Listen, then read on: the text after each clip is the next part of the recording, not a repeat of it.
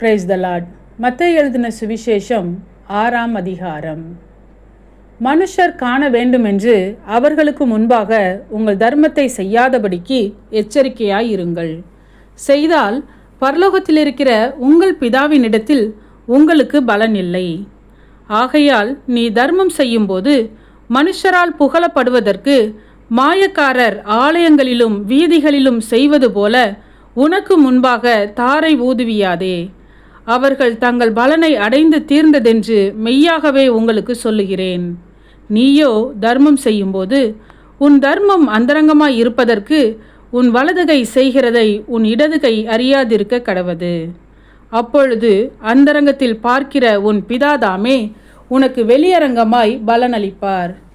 அன்றியும் நீ ஜெபம் பண்ணும்போது மாயக்காரரை போல் இருக்க வேண்டாம்.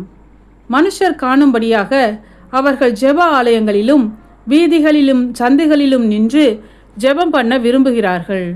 அவர்கள் தங்கள் பலனை அடைந்து தீர்ந்ததென்று மெய்யாகவே உங்களுக்கு சொல்லுகிறேன். நீயோ ஜெபம் பண்ணும்போது உன் அறை வீட்டுக்குள் பிரவேசித்து உன் கதவை பூட்டி அந்தரங்கத்தில் இருக்கிற உன் பிதாவை நோக்கி ஜெபம் பண்ணு. அப்பொழுது அந்தரங்கத்தில் பார்க்கிற உன் பிதா வெளியரங்கமாய் உனக்கு பலனளிப்பார். அன்றியும் நீங்கள் ஜெபம் பண்ணும்போது அஞ்ஞானிகளைப் போல வீண் வார்த்தைகளை அளப்பாதேயுங்கள். அவர்கள் அதிக வசனிப்பினால் தங்கள் ஜெபம் கேட்கப்படும் என்று நினைக்கிறார்கள். அவர்களைப் போல நீங்கள் செய்யாதிருங்கள். உங்கள் பிதாவை நோக்கி நீங்கள் வேண்டிக் கொள்ளுகிறதற்கு முன்னமே உங்களுக்கு இன்னது தேவை என்று அவர் அறிந்திருக்கிறார்.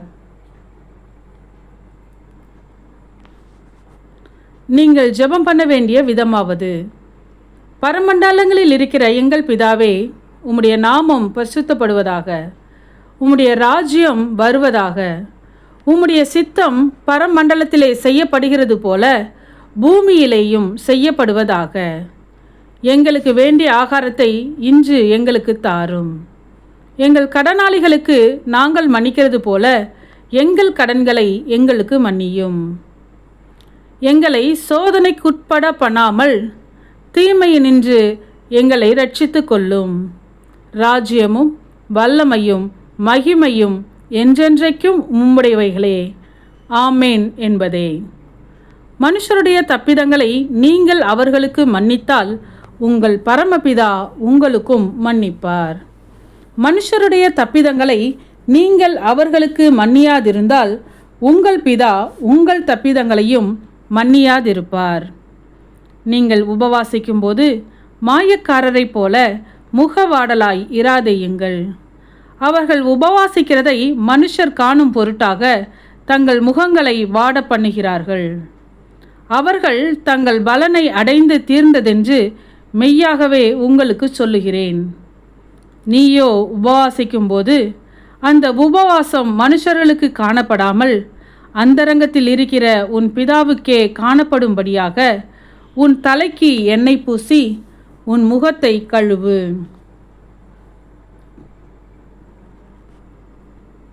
அப்பொழுது அந்தரங்கத்தில் பார்க்கிற உன் பிதா உனக்கு வெளியரங்கமாய் பலனளிப்பார். பூமியிலே உங்களுக்கு பொக்கிஷங்களை சேர்த்து வைக்க வேண்டாம். இங்கே பூச்சியும் துருவும் அவைகளை கெடுக்கும். இங்கே திருடரும் கன்னமிட்டு திருடுவார்கள். பரலோகத்திலே உங்களுக்கு பொக்கிஷங்களை சேர்த்து வையுங்கள்.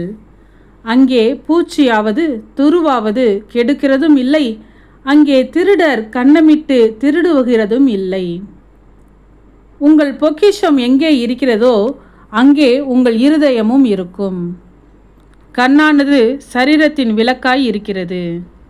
உன் கண் தெளிவாய் இருந்தால் உன் சரீரம் முழுவதும் வெளிச்சமாய் இருக்கும். உன் கண் கெட்டதாய் இருந்தால் உன் சரீரம் முழுவதும் இருளாய் இருக்கும். இப்படி உன்னிலுள்ள வெளிச்சம் இருளாய் இருந்தால் அவ்விருள் எவ்வளவு அதிகமாய் இருக்கும்.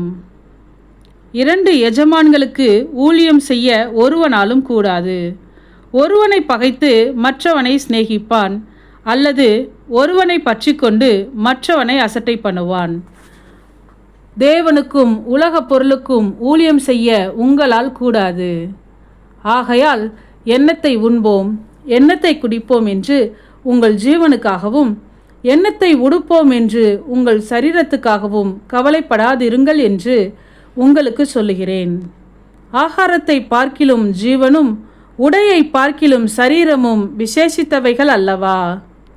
ஆகாயத்து பட்சிகளை கவனித்து பாருங்கள். அவைகள் விதைக்கிறதும் இல்லை, அறுக்கிறதும் இல்லை, களஞ்சியங்களில் சேர்த்து வைக்கிறதும் இல்லை. அவைகளையும் உங்கள் பரமபிதா பிழைப்பூட்டுகிறார்.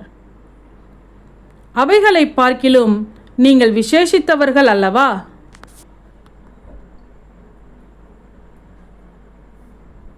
கவலைப்படுகிறதினாலே உங்களில் எவன் தன் சரீர அளவோடு ஒரு முழத்தை கூட்டுவான்? உடைக்காகவும் நீங்கள் கவலைப்படுகிறதென்ன? காட்டு புஷ்பங்கள் எப்படி வளருகிறதென்று கவனித்து பாருங்கள். அவைகள் உழைக்கிறதும் இல்லை, நூற்கிறதும் இல்லை. என்றாலும் சாலமோன் முதலாய் தன் சர்வ மகிமையிலும் அவைகளில் ஒன்றை போலாகிலும் உடுத்தி இருந்ததில்லை என்று உங்களுக்கு சொல்லுகிறேன். அற்ப விசுவாசிகளே, இன்றைக்கு இருந்து நாளைக்கு அடுப்பிலே போடப்படும் காட்டு புல்லுக்கு தேவன் இவ்விதமாக உடுத்துவித்தால் உங்களுக்கு உடுத்துவிப்பது அதிக நிச்சயம் அல்லவா? ஆகையால் என்னத்தை உண்போம், என்னத்தை குடிப்போம், என்னத்தை உடுப்போம் என்று கவலைப்படாதிருங்கள். இவைகளையெல்லாம் அஞ்ஞானிகள் நாடி தேடுகிறார்கள். இவைகளெல்லாம் உங்களுக்கு வேண்டியவைகள் என்று உங்கள் பரமபிதா அறிந்திருக்கிறார். முதலாவது தேவனுடைய ராஜ்யத்தையும் அவருடைய நீதியையும் தேடுங்கள், அப்பொழுது இவைகளெல்லாம் உங்களுக்கு கூட கொடுக்கப்படும். ஆகையால் நாளைக்காக கவலைப்படாதிருங்கள். நாளைய தினம் தன்னுடையவைகளுக்காக கவலைப்படும். அந்தந்த நாளுக்கு அதினதின் பாடு போதும். ஆமேன். சத்தியத்தையும் அறிவீர்கள், சத்தியம் உங்களை விடுதலையாக்கும் என்ற வசனத்தின்படி அநேகர் சத்தியத்தை அறிந்து விடுதலையாக்கப்பட இந்த சேனலை சப்ஸ்கிரைப் செய்து அநேகருக்கு ஷேர் பண்ணுங்கள். கர்த்தருடைய கண்கள் நீதிமான்கள் மேல் நோக்கமாயிருக்கிறது.